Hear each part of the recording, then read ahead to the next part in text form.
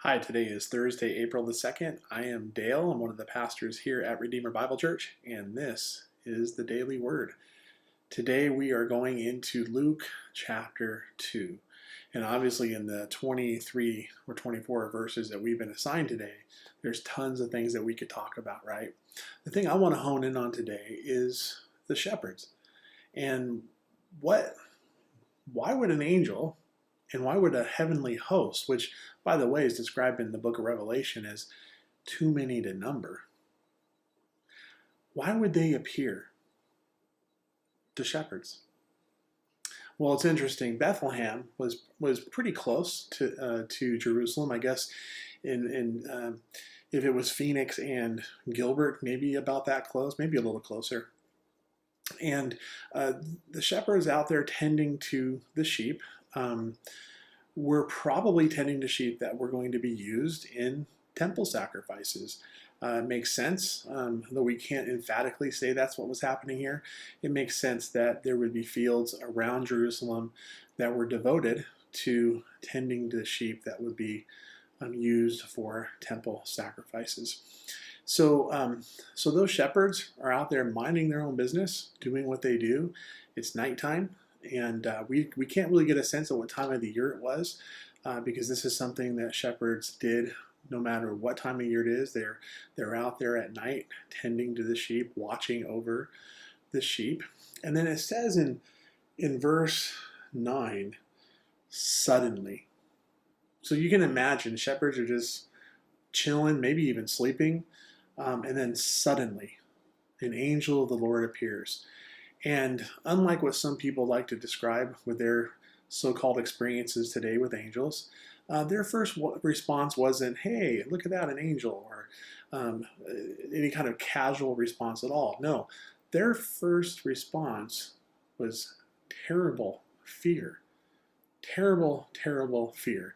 That was their first response. And this is an angel. It's not like God showed up. Their first response to seeing something supernatural like this was fear.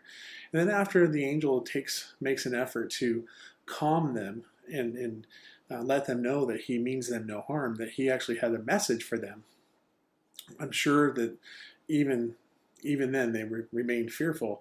But once they heard the message that a child was being born and they should go welcome him in Bethlehem, it's interesting.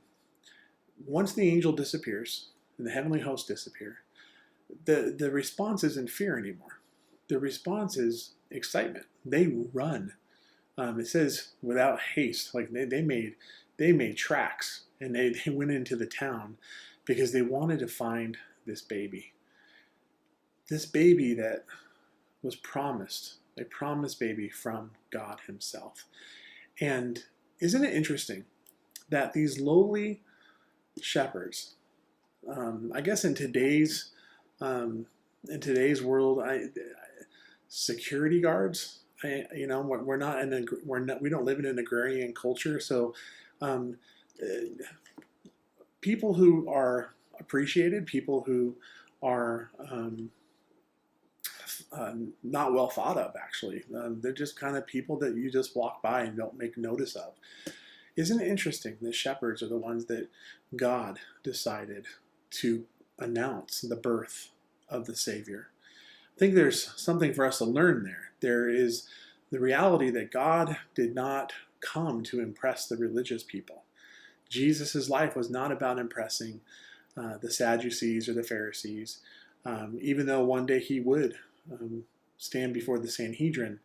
It was to be found guilty by them. So no, Jesus didn't come for the religious. Jesus came for the lowly. He came for the least of these.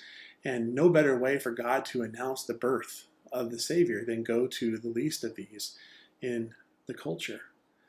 So that's something to remember as we follow Christ, as we point others towards Christ. We have no high horse that we should be on.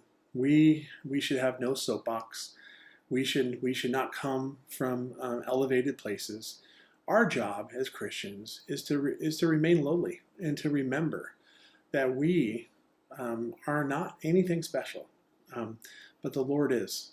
And the fact that He would choose us, the fact that He would allow us to gaze upon Him, is evidence of grace. That is today's daily word. Have a great day.